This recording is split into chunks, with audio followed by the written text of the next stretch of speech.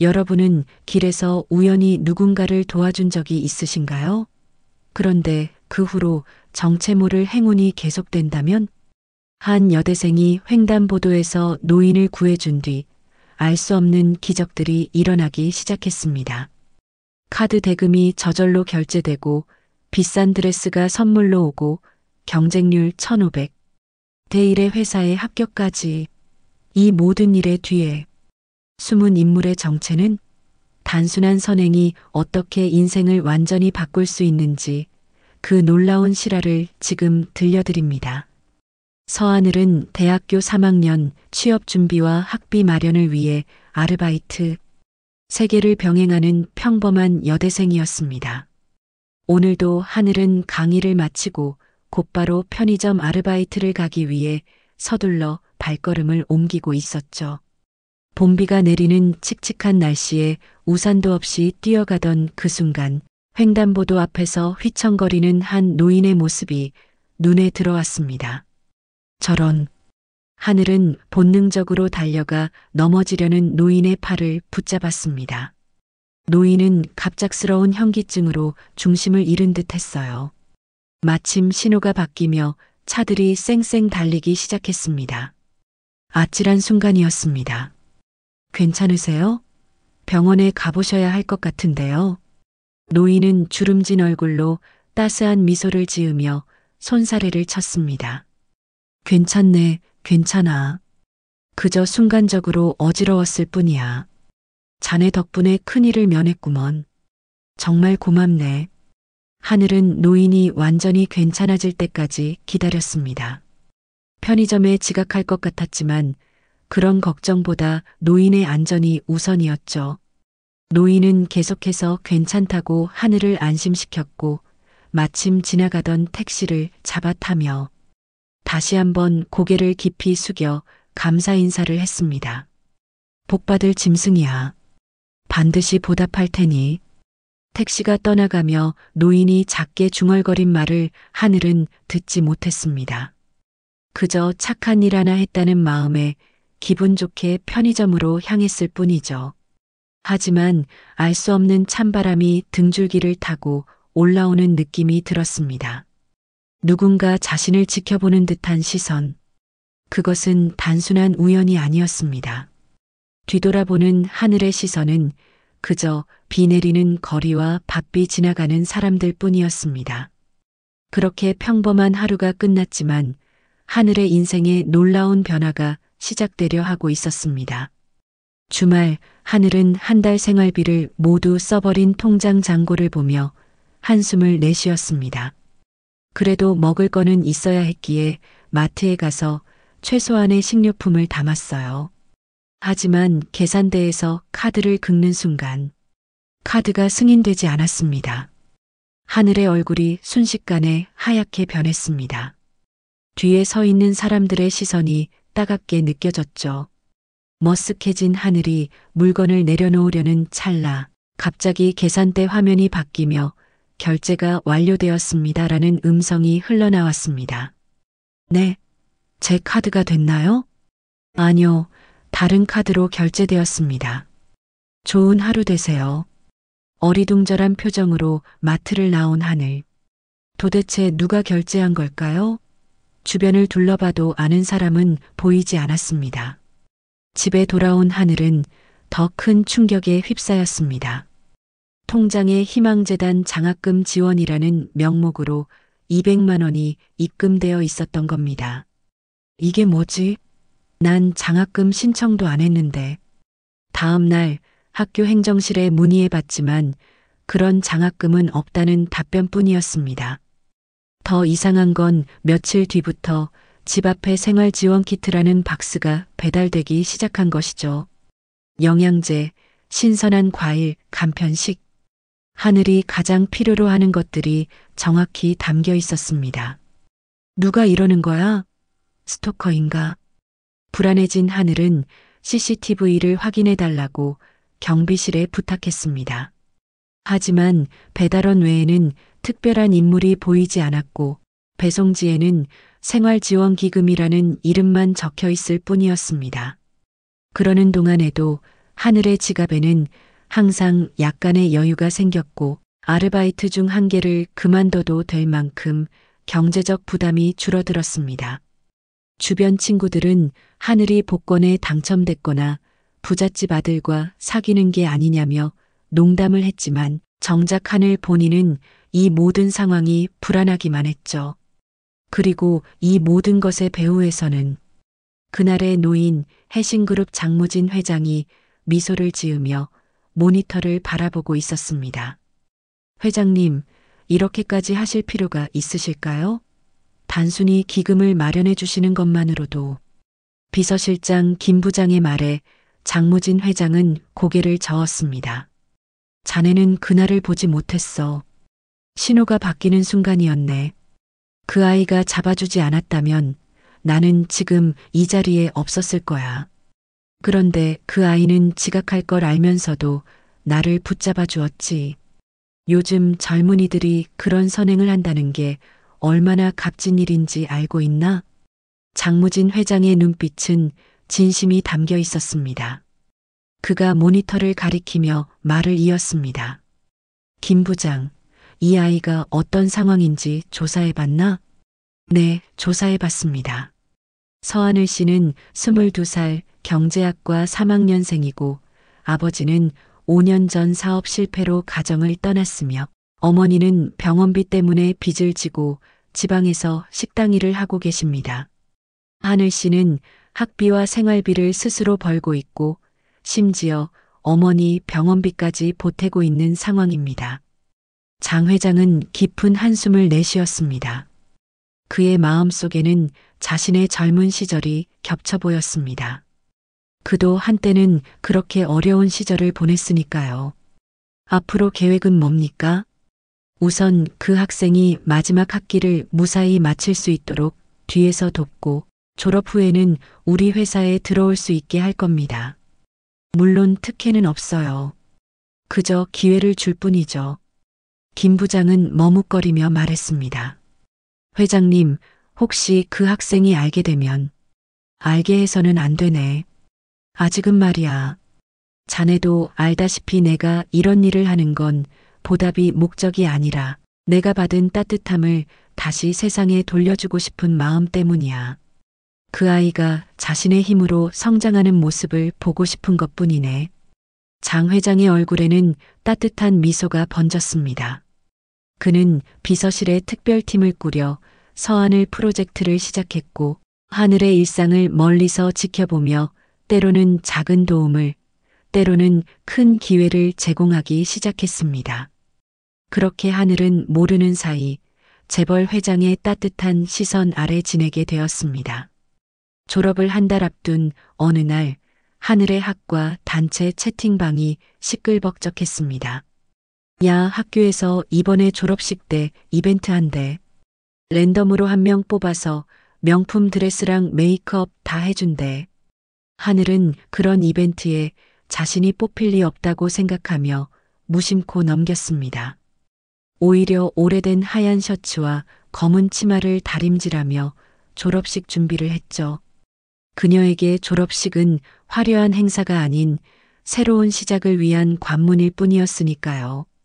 졸업식 당일 하늘은 친구들이 예쁜 드레스를 입고 사진을 찍는 모습을 멀리서 바라보고 있었습니다. 갑자기 학생의 간부가 하늘에게 다가왔습니다. 서하늘 씨 맞으세요? 축하드립니다. 드레스 이벤트에 당첨되셨어요. 지금 바로 이쪽으로 와주세요. 네, 저요? 그런데 전 신청도 안 했는데. 모든 졸업생이 자동으로 응모되는 이벤트였어요. 정말 운이 좋으시네요. 얼떨결에 따라간 대기실에는 하늘의 상상을 뛰어넘는 광경이 펼쳐져 있었습니다. 유명 브랜드의 드레스들이 줄지어 걸려 있고 프로 메이크업 아티스트와 헤어 디자이너, 심지어 개인 스냅사진 촬영팀까지 대기하고 있었던 겁니다. 이건 너무 과한데요. 오늘은 서하늘 씨가 주인공이세요. 마음껏 즐기세요. 하늘은 생전 처음 입어보는 명품 드레스와 프로의 손길로 완성된 메이크업으로 완전히 다른 사람이 되었습니다. 거울에 비친 자신의 모습에 하늘 스스로도 놀랐죠. 그리고 그 모습으로 졸업식장에 들어섰을 때 모든 시선이 하늘에게 쏠렸습니다. 저게 서하늘이라고? 완전 공주님이네. 친구들의 놀란 반응에 하늘은 쑥스러워하며 웃었습니다. 졸업식이 끝난 후 진행된 포토타임에서는 어디선가 나타난 전문 사진작가가 하늘의 모든 순간을 완벽하게 담아냈고, 졸업식이 끝난 후에는 고급 리무진이 하늘을 기다리고 있었습니다. 오늘 하루만큼은 모든 걱정을 잊고 즐기세요. 저희가 모셔다 드릴게요. 하늘은 이 모든 것이 꿈만 같았습니다. 그리고 멀리서 차량 안에서 이 모든 광경을 지켜보던 장무진 회장은 만족스러운 미소를 지었습니다. 잘 어울리네. 내 딸이었다면 저렇게 예쁘게 해주고 싶었을 거야. 회장의 눈에는 잠시 슬픔의 그림자가 스쳤다가 사라졌습니다. 오래전 교통사고로 잃은 자신의 딸을 떠올린 것이었죠. 졸업 후 하늘은 취업 전쟁터에 뛰어들었습니다. 몇 개월 동안 수십 곳에 이력서를 제출했지만 연이은 불합격 통지에 점점 지쳐갔죠. 그러던 어느 날 친구가 보내준 링크를 보고 하늘의 눈이 커졌습니다. 해신그룹? 어차피 안 될 텐데. 국내 최고 기업인 해신그룹의 공채 소식이었습니다. 경쟁률이 1500대 1에 달하는 곳이었지만 하늘은 어차피 안 되면 어때라는 마음으로 지원했습니다. 그리고 기적처럼 서류 전형에 합격했다는 통보를 받았습니다. 이게 말이 돼? 내가 해신그룹 서류를 통과하다니. 놀랍게도 면접에서도 면접관들이 하늘에게 유독 호의적이었습니다. 마치 이미 하늘의 모든 것을 알고 있는 듯한 질문들. 그리고 최종 합격 통보를 받았을 때 하늘은 믿기지 않아 몇 번이나 메일을 다시 확인했습니다. 교수님조차도 놀라셨죠. 하늘 학생, 어떻게 해신그룹에 합격한 거지? 정말 대단하구나. 하늘은 알 수 없었습니다. 면접관들의 평가지에는 모두 특별 추천 도장이 찍혀 있었고 장 회장이 몰래 보낸 추천서에는 단 한 줄이 적혀 있었습니다. 이 사람은 사람을 살릴 줄 아는 사람입니다. 입사 후에도 이상한 일들은 계속되었습니다. 업무에 어려움을 겪을 때면 어딘가에서 도움의 손길이 나타났고 지각할 위기에 처했을 때는 신기하게도 엘리베이터가 항상 1층에 대기하고 있었습니다. 심지어 까다로운 팀장이 하늘을 괴롭히려 할 때면 갑자기 회의에 호출되어 사라지곤 했죠. 사내에서는 소문이 돌기 시작했습니다. 서하늘 씨, 혹시 윗선에 빽 있는 거 아니에요?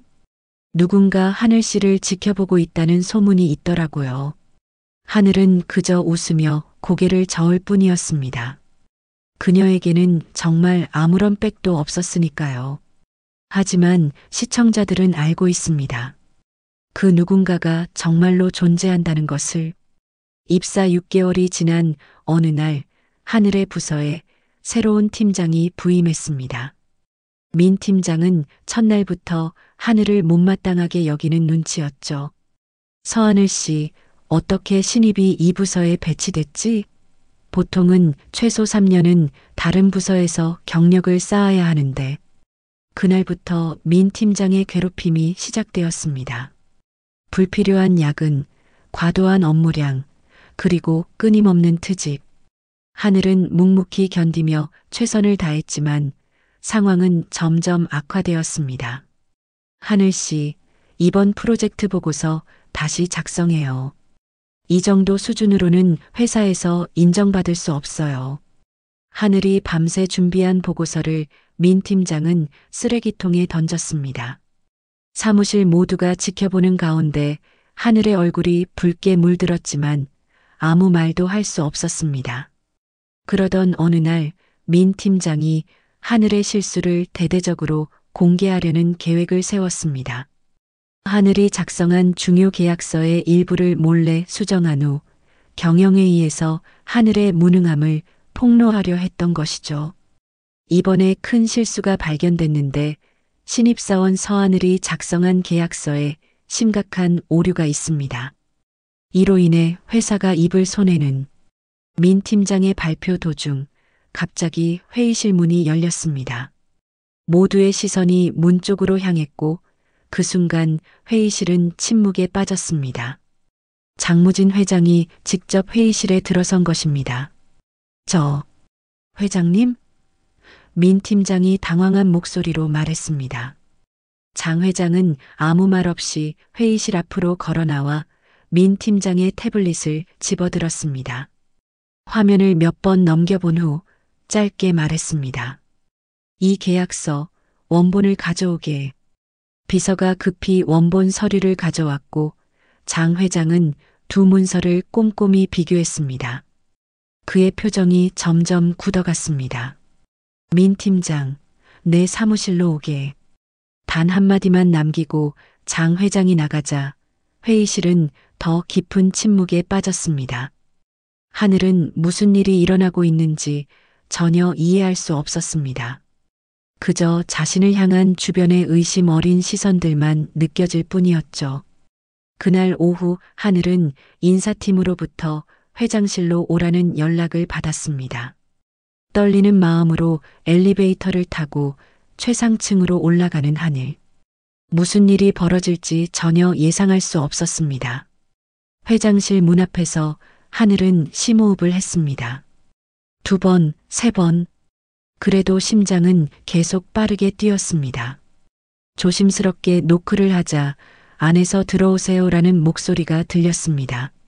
문을 열고 들어서자 장무진 회장이 창가에 서 있었습니다. 그는 천천히 돌아서며 하늘을 바라봤고 순간 하늘은 그가 누군지 알아보았습니다. 당신은 그때 그 노인. 장 회장은 부드럽게 미소 지었습니다. 기억하는군. 그날 횡단보도에서 나를 구해준 사람. 하늘은 혼란스러웠습니다. 자신이 구했던 노인이 해신그룹의 회장이라니. 그리고 이제서야 모든 수수께끼가 풀리기 시작했습니다. 갑자기 생긴 장학금, 졸업식 드레스, 취업. 지금까지 회장님이 저를 도와주신 겁니까? 장 회장은 천천히 고개를 끄덕였습니다. 그날 내가 나를 붙잡아주지 않았다면 나는 이곳에 없었을 거야. 횡단보도에서 쓰러졌다면 바로 차에 치였을 테니까. 죽을 뻔한 사람을 구해준 거라고 생각하면 돼. 하늘은 너무 놀라 말을 잇지 못했습니다. 그런데 어떻게 저를 찾으셨어요? CCTV로 내 얼굴을 확인했고 내가 입고 있던 대학 점퍼로 학교를 알아냈지. 그 이유는 쉬웠어. 하지만 내가 널 찾아낸 건 단순히 고마움을 표현하기 위해서가 아니었어. 장 회장은 잠시 창밖을 바라보더니 이야기를 이어갔습니다. 나도 한때 너처럼 가난했고 어려움 속에서 살았어. 그런데 누군가의 작은 도움으로 기회를 얻었고 그 기회를 놓치지 않았지.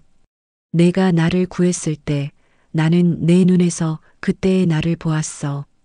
도움이 필요한 사람을 지나치지 않는 그 마음. 그래서 내게 기회를 주고 싶었던 거야. 하늘의 눈에 눈물이 고였습니다. 그런데 민 팀장이 너를 괴롭히고 있었군. 어제 자료를 검토하다가 우연히 알게 됐어. 그는 내 서류를 고의로 조작했어. 장 회장의 목소리에서 분노가 느껴졌습니다. 민 팀장은 이미 해고됐다. 그리고 너. 내가 이 회사에 필요한 인재라는 걸 모두에게 보여주고 싶어. 내일 경영회의에서 내 프로젝트 아이디어를 직접 발표해 보겠나? 하늘은 놀라서 눈을 크게 떴습니다. 제 아이디어요? 그래. 자네가 몇 달 전에 제안했던 친환경 패키지 프로젝트 말이야. 내가 보기에 매우 가치 있는 제안이었어. 그날 밤 하늘은 밤을 새워가며 발표 준비를 했습니다. 그녀의 인생이 완전히 바뀌는 순간이 다가오고 있었습니다. 다음 날 아침 전체 경영진이 모인 회의실에서 하늘은 떨리는 마음으로 자신의 프로젝트를 발표했습니다. 처음에는 목소리가 작고 불안했지만 이야기를 이어가면서 점점 자신감을 찾아갔죠. 이 친환경 패키지 프로젝트는 단순히 환경을 보호하는 것 이상의 의미가 있습니다. 우리 해신그룹이 사회적 책임을 다하는 기업으로 한 단계 더 도약할 수 있는 기회입니다. 발표가 끝나자 회의실에 잠시 침묵이 흘렀습니다. 그리고 장무진 회장이 천천히 박수를 치기 시작했고, 이내 모든 임원들이 따라서 박수를 쳤습니다. 바로 이런 인재가 우리 회사에 필요한 것이네. 기존 틀에 갇히지 않고 더 나은 미래를 생각하는 사람 말이야. 장 회장은 회의실에 있는 모든 사람을 향해 선언했습니다. 오늘부터 서하늘 씨는 특별기획실로 발령합니다. 그녀가 제안한 친환경 프로젝트를 직접 진행할 수 있도록 지원해 주십시오. 임원들 사이에서 작은 술렁임이 일었습니다. 입사 6개월 차 신입사원이 특별기획실로 발령받는 것은 전례 없는 일이었으니까요. 하지만 장 회장의 결정에 누구도 이의를 제기하지 않았습니다. 회의가 끝난 후 장 회장은 하늘을 자신의 사무실로 다시 불렀습니다. 회장님, 정말 감사합니다. 하지만 이렇게 특별 대우를 해주시면 다른 직원들이. 장 회장은 하늘의 말을 손짓으로 막았습니다. 특별 대우가 아니야. 내 능력에 맞는 자리를 준 것뿐이지. 내가 도움을 준 것도 단지 기회일 뿐, 그 기회를 잡아 여기까지 온 건 너 자신의 노력이야. 하늘은 감사의 눈물을 참으며 고개를 숙였습니다. 그리고 너에게 말해주고 싶은 게 하나 더 있어. 장 회장은 책상 서랍에서 오래된 사진 한 장을 꺼냈습니다. 그 사진 속에는 젊은 여성이 밝게 웃고 있었습니다. 내 딸이야. 15년 전 교통사고로 세상을 떠났지. 내 나이였을 때 말이야. 장 회장의 목소리가 살짝 떨렸습니다. 내가 너를 처음 봤을 때 딸이 생각났어. 아마 살아있었다면 너처럼 따뜻한 마음을 가진 사람이 되었을 거야. 그래서 더 신경 쓰게 된 것 같네. 하늘은 가슴이 찡해짐을 느꼈습니다. 그동안의 모든 도움이 단순한 보답을 넘어 더 깊은 의미가 있었다는 것을 알게 된 순간이었죠. 회장님, 저도 고백할 게 있습니다. 사실 제 어머니는 5년 전 암 진단을 받으셨고 병원비 때문에 정말 힘들었어요. 그런데 갑자기 희망재단에서 치료비 지원이 들어왔고 어머니는 건강을 되찾으셨습니다. 그게 회장님 덕분이었군요. 장 회장은 미소를 지었습니다. 내 어머니가 건강하시다니 다행이구나. 앞으로도 내 어머니 걱정은 하지 마. 내가 계속 지켜볼 테니 정말 모든 것에 감사드립니다. 어떻게 보답해야 할지. 보답은 필요 없어. 다만 한 가지 약속해 줄래? 언젠가 내가 누군가를 도울 수 있는 위치에 서게 되면 그 사람에게도 같은 기회를 주렴. 그게 내가 바라는 유일한 보답이야. 하늘은 눈물을 닦으며 고개를 끄덕였습니다. 약속합니다. 저도 회장님처럼 누군가의 인생에 따뜻한 변화를 줄 수 있는 사람이 되겠습니다. 장 회장은 만족스럽게 미소 지었습니다. 그래, 그게 진짜 부자가 되는 길이야. 돈이 아닌 마음이 부유한 사람 말이지. 그날 이후 하늘은 특별기획실에서 자신의 프로젝트를 성공적으로 이끌었고 해신그룹은 친환경 경영의 선두주자로 자리매김했습니다. 하늘은 장 회장의 조언을 따라 자신도 어려운 이들을 돕는 프로그램을 만들었고 한 사람의 작은 선행이 또 다른 선행으로 이어지는 선순환이 시작되었습니다. 길바닥에서 우연히 시작된 그 순간의 선행이 단지 한 사람의 인생뿐만 아니라 수많은 사람들의 삶을 바꿔놓았습니다. 그리고 하늘은 종종 생각했습니다. 세상은 생각보다 따뜻하다. 우리가 서로를 돌아볼 줄 안다면. 그녀가 노인을 붙잡았던 그 횡단보도 근처에는 이제 해신그룹의 후원으로 세워진 희망 쉼터가 있습니다. 그곳에서 많은 사람들이 잠시 숨을 고르고 새로운 시작을 준비하고 있죠. 작은 선행이 만들어낸 큰 변화의 증거입니다. 재벌 회장의 몰래카메라처럼 시작된 이 이야기는 결국 진정한 나눔과 감사에 관한 이야기가 되었습니다.